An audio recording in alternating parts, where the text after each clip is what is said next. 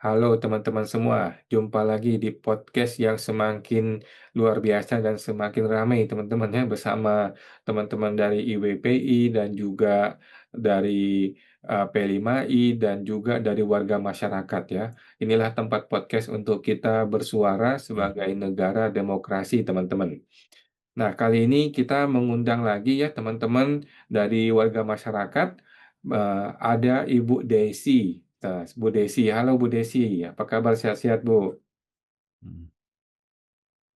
Baik, kawan. Oke, terima kasih Bu Desi. Dan nanti kita akan kenalkan ke teman-teman semua ya. Ada lawyer senior bersama kita, Bapak Matius sebagai lawyer senior. Halo Pak Matius, terima kasih sudah hadir bersama kita Pak Matius.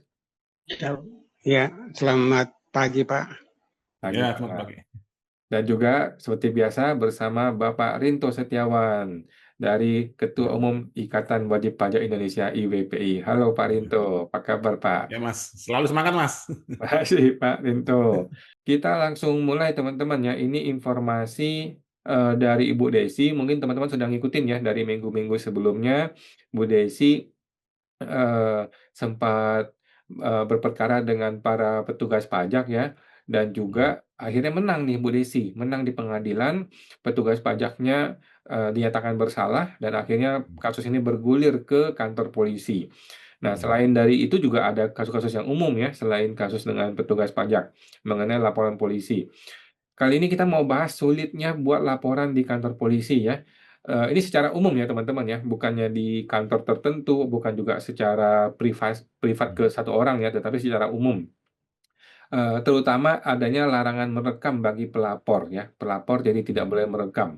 Kalau di undang-undang pajak sih kita paham ya, tidak ada larangan merekam di undang-undang pajak. Tetapi kita nggak tahu nih bagaimana kasusnya kalau di sudah laporan polisi. Kita langsung bertanya ke Ibu Desi.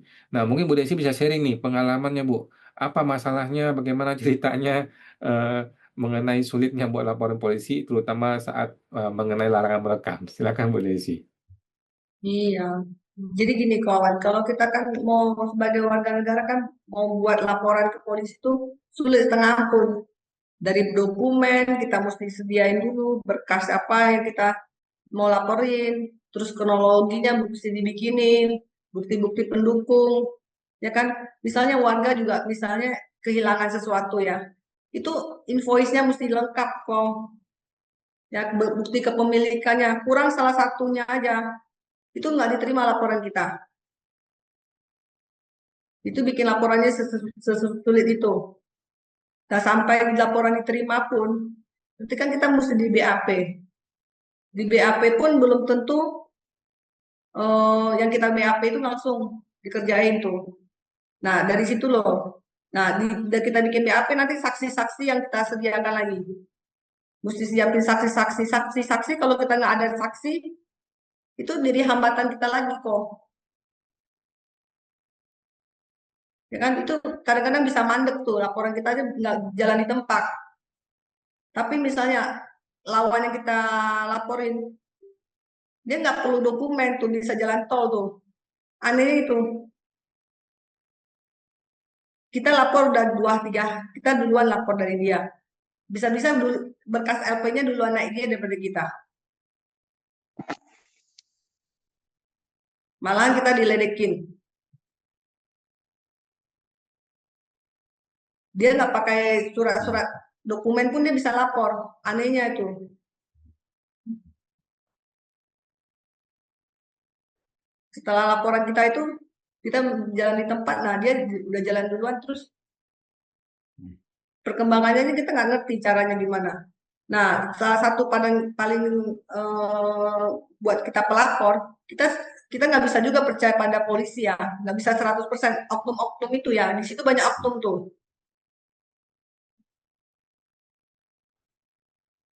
Nah, bagaimana tuh solusinya kawan dari sini nih penegak hukum? Kita aja misalnya udah mengerti hukum pun dipersulit, apalagi masyarakat yang nggak mengerti hukum. Oke, jadi agak sulit ya bikin laporan polisi, kurang data ini, kurang data itu, kurang data apa, tiba-tiba nggak bisa lapor atau disuruh pulang. Nah, bagaimana dengan mengenai masalah rekam-rekam, Bu? Apakah Ibu boleh merekam atau tidak boleh merekam atau bagaimana? Tidak boleh merekam. Tidak boleh merekam kok. Dari awal, dari laporan dari pertama aja kita mau naik aja, kalau dari BAP itu laporan handphone kita disita dulu di bawah tuh. Itu salah satunya ya, kalau di Polda ya. Itu handphone sudah harus diturunin semua tuh. Nggak boleh bawa. Tapi kalau masih di Polres atau Polsek mungkin bisa. Tapi itu udah dikasih tahu nggak boleh rekam, foto aja nggak boleh. Oke, jadi agak susah ya bikin laporan polisi. Jadi kita jadi nggak bisa transparan ya. Iya. Satu lagi, kalau kita sediain saksi. Saksi kita aja kita nggak boleh dampingin. Hmm. Disuruh keluar. Hmm. Oke, baik Bu. Terima kasih Bu Desi ya. Nah, kita langsung minta ke pendapat dari Bapak Matius ya sebagai lawyer senior. Mungkin Pak Matius bisa ceritakan nih bagaimana kasusnya kalau kita bikin laporan polisi. Apakah mudah, susah, dan terkhusus mengenai larangan merekam itu bagaimana itu Pak Matius? Silakan Pak Matius. Ya, ya seharusnya larangan merekam itu adalah hak daripada warga negara. Tetapi di kepolisian sendiri dijadikan itu markas kepolisian yang kita datang itu sebagai area area yang tidak boleh dijamah, kayak tidak boleh dipotret, tidak boleh diapa-apain. Jadi kayak area yang ya kayak militer punya begitu. Kalau kita masuk di markas militer kan nggak sembarang di sana karena sangat rahasia. Nah, di kepolisian itu juga tiru-tiru gaya militer, Pak. Dalam dalam dalam pengaduan masyarakat. Jadi kita masuk pertama aja itu HP bukan dilarang, Pak. HP kita dilucutin. Istilah saya dilucutin, Pak. Kemudian dimasukin di kotak yang sudah disediakan. Bawa tas pun juga kadang-kadang nggak boleh. Nah, di sini seharusnya kepolisian itu harus terbuka. Apa yang disampaikan oleh warga masyarakat tadi itu boleh merekam ketika melakukan berita acara agar masyarakat yang di BAP tadi itu dia mempunyai alat bukti bahwa BAP yang dia buat itu tidak sesuai dengan pertanyaan-pertanyaan, jawaban-jawaban ketika dia di BAP. Nah, ini sulit, Pak. Kontrol masyarakat itu kayaknya di kerangkeng, kayaknya di borgol. Jadi ini susah sekali, Pak. Saya sendiri, Pak, menghadap kepolisian. Sekarang saya nggak berani lagi, Pak, mendampingi klien aja untuk melapor pidana. Jangankan melapor pidana, Pak Awan. Kita minta tanda tangan klien kita ditahan aja itu dipersulit, Pak. Sampai sekarang saya nggak berani lagi untuk melapor pidana kepolisian karena sia-sia. Nah, saya harus bertengkar dengan polisi-polisi muda, malu saya, Pak, sebagai orang tua. Nah, sehingga kalau untuk tanda tangan kuasa saya kasih kepada keluarga klien, Anda usahakan. Saya nggak bisa ketemu sana daripada saya bertengkar dengan anak-anak yang baru kemarin lulus, malu kita, Pak Awan. Karena mereka etikanya udah nggak ada, Pak, main tegur aja. Nah, itu masalahnya di kepolisian, Pak. Itu sudah umum itu. Jadi bawa HP dilucutin. Nah, saya bilang bukan dilarang, dilucutin, masukin di situ udah ada kotak disediakan, bahkan tas pun harus masuk di dalam. Lah, jadi kepolisian itu area steril ya, kok dijadikan area steril bagi masyarakat? Bingung saya. Harusnya kan itu untuk pengaduan. Nah, yang kedua, Pak Awan, kalau kita mengadu di sana sepeda motor hilang, ya mana bukti STNK-nya, mana bukti ini, harus kita bawa aslinya. Nah, kalau nggak ada itu ditolak, lah bagaimana? Saya pinjam Pak Awan punya sepeda motor, ya. Saya pakai, kemudian ini hilang, saya lapor ke polisi. Masa saya dengan jarak jauh begitu, masa harus ke sana? Itu laporan kita nggak diterima, Pak. kalau nggak ada dokumen-dokumennya. Nah, kalau Pak Awan misalnya adanya di Surabaya, saya pinjam mobilnya untuk saya datang Jakarta. Nah, sampai Jakarta mobilnya hilang. Apa harus saya kembali ke sana minta dokumennya? Nah, di sini Pak kayaknya dipersulit sekali Pak. Nah, makanya itu kepolisian kita ini perlu direformasi Pak. Bebas masyarakat boleh membawa HP, boleh merekam. Jangan dijadikan markas kepolisian itu sebagai area steril kayak di militer. Kalau di militer kita maklumi, ada bagian-bagian yang tertentu yang tidak boleh dilihat oleh masyarakat karena merupakan akan membahayakan keselamatan negara. Itu kita paham, Pak. Tapi kalau kepolisian apa yang membahayakan, Pak? Apa membahayakan kantong? Kan nggak itu masalahnya, ya. Tapi kalau orang-orang tertentu yang datang, Pak, cepat sekali, Pak. Itu.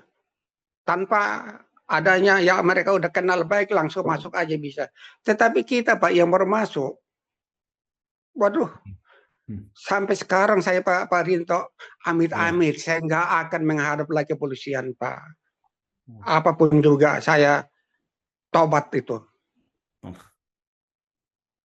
Terima laporan pidana pun, saya bilang menampingi klien, saya pun udah nggak mau, Pak. Kita dipermalukan anak-anak muda, Pak, yang baru jadi polisi 3 bulan, Pak. Baru dididik 3 bulan, Pak. Kita dipermalukan di sana, Pak. Nah, sampai sekarang, Pak, saya udah sekitar 3 tahun atau 4 tahun. Nggak berani lagi saya ke kepolisian, Pak, dampingin klien. Nah, demikian Pak Rinto, barangkali kita bisa cari solusi. Adalah hak warga negara untuk merekam seluruh kejadian area kepolisian. Jangan jadikan markas kepolisian, terutama di Yanmas itu dijadikan sebagai area steril, kayak di markas militer. Nah, mereka udah tiru-tiru gaya militer, Pak. Jangan foto bawa HP aja nggak boleh. Nah, ini yang harus dibebaskan, Pak. Ini yang harus kita bongkar perlakuan kepolisian, oknum-oknum kepolisian kepada warga negara yang mencari keadilan. Bagaimana kita bisa mendapat keadilan, Pak, kalau kita dibatasin? Rekam aja nggak boleh. Akhirnya keadilan itu nggak ngerti saya, itu milik siapa? Milik polisi atau milik masyarakat? Atau milik kita semua, Pak, keadilan? Ya, kira-kira begitu, Pak. Jadi pertanyaan saya adalah keadilan itu milik siapa, Pak? Ya. Terima kasih. Ya. Oke, terima kasih Pak Matius, luar biasa informasinya ya. Tapi Pak Matius boleh diinformasikan nggak, apakah ketika Pak polisi itu melucuti kita itu, dia sampaikan nggak dasar hukumnya? Apakah ada Perkapolri nomor sekian yang ngomong tidak boleh merekam? Ataukah ada undang-undang atau ada peraturan Kapolsek atau peraturan mana, pasal berapa, ayat berapa yang mengatakan dilarang merekam? Atau ada pasal mengatakan ketika masuk ke kantor polisi, maka HP Anda harus disimpan di sini. Itu ada nggak disebutin aturannya, Pak? Bagaimana itu, Pak? Nggak ada. Kalau ada aturannya itu, saya pahami. Ya, seperti di pemasyarakatan, Pak. Kami ngunjungin klien, kalau di pemasyarakatan itu ngunjungin klien kan harus melapor advokat itu. Nah, saya menanyakan dasar hukumnya itu langsung masuk, Pak. Mereka nggak bisa ini. Tapi kalau di kepolisian, Pak, hukum adalah kepolisian, Pak. Jadi begitu masuk area kepolisian, itulah hukum yang kita hadapi, Pak. Apa yang dia katakan di sana kita harus manut. Sampai saya pernah, Pak, dulu di BAP masalah narkoba, menampingin klien. Nah, saya BAP-nya kan saya disuruh baca, kemudian saya koreksi. Apa dibilang lah? Saudara koreksi ini, saudara hanya mendengar loh. Kenapa saya diberikan BAP itu? Kalau saya ini nggak benar ini jawabannya klien saya, kan saya harus perbaiki. Nah, tengkar kita di situ, Pak. Nah, jadi BAP pun kita baca pun, kita protes satu item yang nggak benar, Pak, minta koreksi, Pak, itu sulit sekali, Pak. Apa udah yang tercantum di dalam, ya udah. Nah, saudara hanya untuk mendengarkan, ya. Akhirnya saya bilang, kalau saya hanya mendengarkan, untuk apa saya hadir dalam persidangan, dalam ketika melakukan BAP kepada klien saya.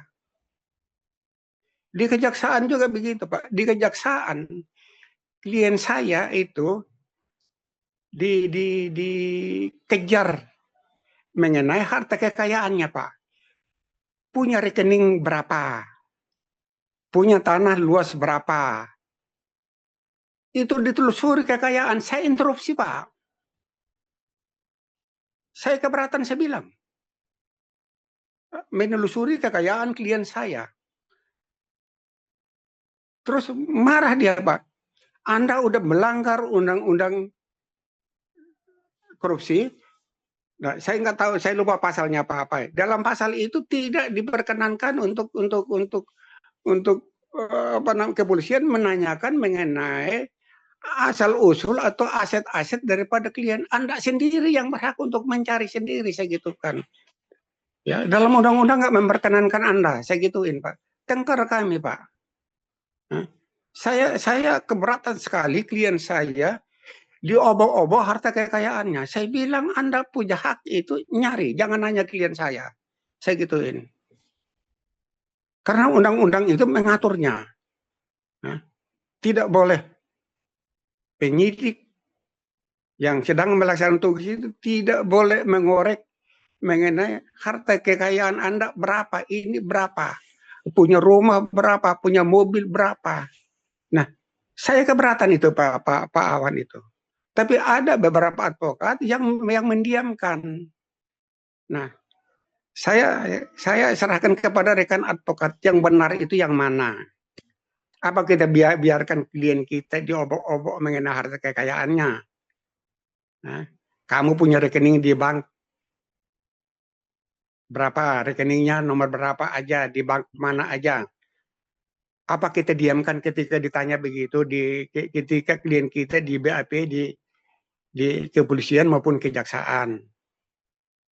Nah, demikian Pak Awan, yang pengalaman saya, sehingga saya agak riskan berhadapan dengan klien saya di penyidik, baik penyidik kejaksaan maupun penyidik kepolisian, karena hasil akhirnya pasti tengkar kita, Pak. Malu saya berdebat dengan anak-anak muda itu. Sampai-sampai saya harus bertekad masalah kuasa aja, Pak, dipermasalahkan. Mana surat kuasanya? Nah, Anda nggak boleh mendampingi klien Anda. Akhirnya saya bilang, Anda nanya aja kepada klien saya dampingin nggak? Dia tanya kepada klien saya, ya, Anda mau didampingin sama Pak Matius nggak, Saudara Matius? Ya, saya minta dia dampingin saya. Akhirnya dia telepon di atasannya, Pak. Padahal nggak berani juga memutuskan itu. Padahalnya dalam kuasa itu dapat diberikan lisan maupun tertulis. Itu pemberian kuasa. Nah, demikian, Pak. Jadi hal-hal ini barangkali yang perlu kita benahi di Republik ini.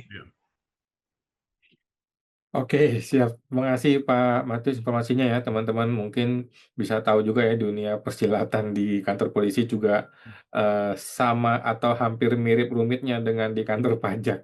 Kita langsung sekarang minta pendapat dari Pak Rinto nih, sebagai Ketua Umum IWPI, sebagai warga negara biasa, dan juga kadang-kadang sering bersentuhan dengan hukum ya, terutama hukum pajak dan juga hukum di luar pajak. Bagaimana IWPI menanggapi ini, Pak Rinto?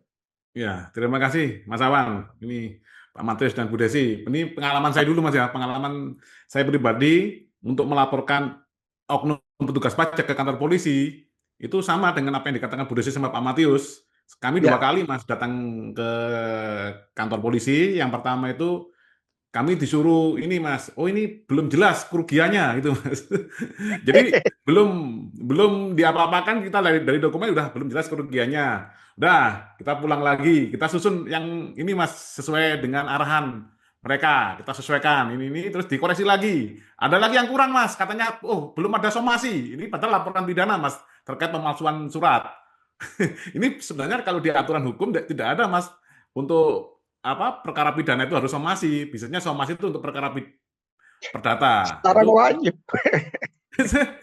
nah, jadi ternyata di kantor polisi ini Mas ada namanya kayak konseling dulu gitu loh Mas. Jadi mau bikin laporan itu ada kayak bimbingan konseling dulu. Di situlah rakyat itu sebagai pelapor itu dijegal supaya tidak bisa membuat LP. Nah ini kita nggak tahu Mas ya, ini kenapa kok terjadi penjegalan untuk membuat LP, ini apa untuk menuju agar apa ya kasus-kasus kejahatan ini yang ditangani polisi ini kelihatan menurun atau ada motif tertentu seperti apa, itu yang harus kita selidiki.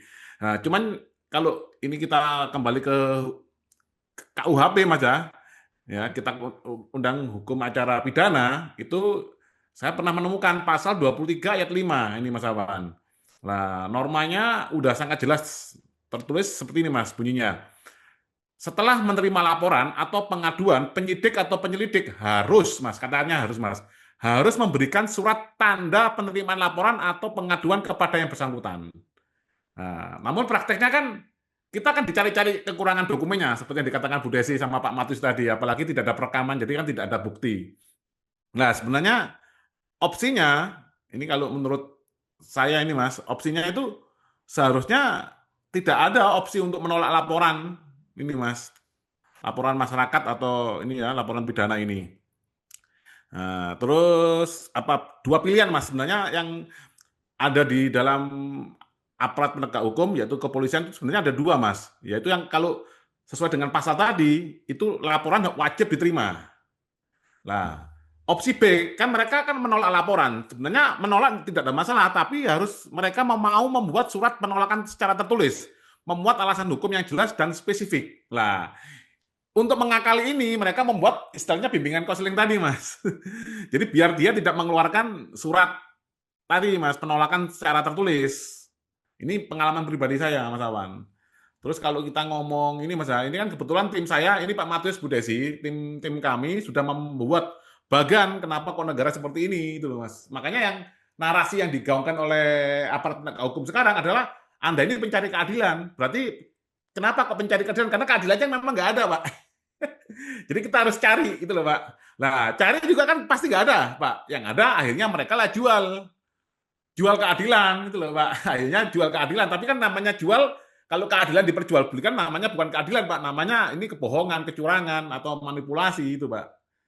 Ini Mas Awan, saya izin share screen dulu, Mas. Nah, ini seperti yang saya ini mungkin Bu Desi, Pak Matius, ini adalah gambar dari tim kami, Pak, membuat ini Pak ya, analogi struktur ketatanegaraan kita saat ini Pak, yang berlaku saat ini. Berdasarkan amandemen keempat Undang-Undang Dasar Pak. Jadi ini berdasarkan Undang-Undang Dasar. Ternyata posisi rakyat itu di sini Pak. Nah, posisi rakyat di sini. Mas Awan, Pak Matius, Bu Desi. Nah, ini kita lihat gambar ini adalah polisi di sini. Jadi kita ini tidak dilindungi siapa-siapa di dalam negara Indonesia ini Pak. Ini rakyat, nah dulunya punya suami namanya MPR, di analogi kami Pak ya, nah menikah dengan pemerintah, kepala pemerintahan dalam hal ini presiden. Nah ini di sini. Nah akhirnya kalau kita bermasalah dengan hukum, kita mau lapor ke polisi, ya sensornya sangat banyak sekali.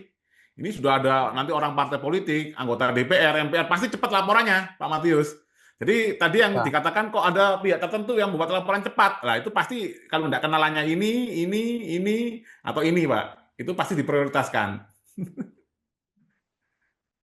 Jadi kenapa kok seperti itu? Karena ini Mas Awan, karena terjadi memang kesalahan fundamental dalam sistem ketatanegaraan kita saat ini, dan itu memang perlu perenungan untuk ahli-ahli ini Mas ya, ahli-ahli hukum tata negara, ahli-ahli politik, ahli-ahli pemerintahan untuk mendesain struktur negara kita biar negara ini dapat mewujudkan keadilan sesuai dengan cita-citanya yaitu sila kelima Mas, keadilan sosial bagi seluruh rakyat Indonesia. Seperti itu Mas Awan. Oke, baik. Terima kasih Pak Rinto informasinya ya. Kita berharap ini Pak Polisi, teman-teman, kita ini diberikan pelayanan yang baik. Tolong jangan dianggap seperti musuh, tolong juga jangan dilucuti seperti kata Pak Matius ya. Kita mestinya diberikan keleluasaan untuk merekam apapun, transparan aja gitu. Toh tidak ada yang perlu disembunyikan, seharusnya seperti itu. Ya, Baik, terima kasih informasinya Pak Rinto, Pak ya, Matius, Ibu Desi. Kita berharap Pak Polisi bisa lebih baik ke depannya ya. Makasih oke. semuanya. Kita jumpa lagi di Ya, podcast berikutnya Pak, Bu. Mari. amin, amin.